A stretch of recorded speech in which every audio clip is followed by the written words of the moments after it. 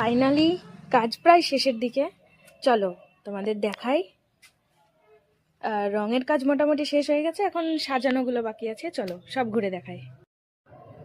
বড় ঠাকুরটা তোমাদের অনেক আগে দেখিয়েছি, কিন্তু এই যে বাড়ির ঠাকুরগুলো সেভাবে তো দেখানো হয়নি।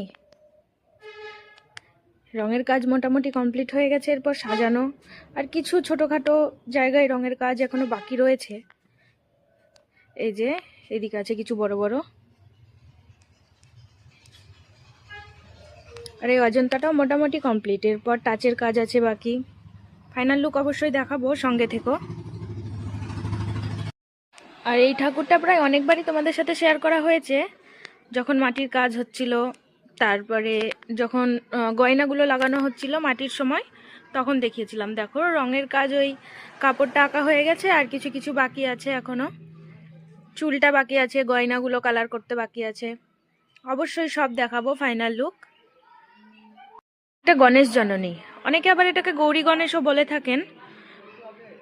জননী হচ্ছেন গৌরী, আর গৌরী মায়ের কোলে আছে ছোট্ট গণেশ। সরস্বতী পুজোর দিনেই এই ঠাকুরটাও যায়। আর এই ঘরে রয়েছে সব ছোট ছোট বলতে ছোট আর মাঝারি সাইজের কিছু ঠাকুর। এখানে কাপড় পরানোর কাজ শুরু হয়ে গেছে।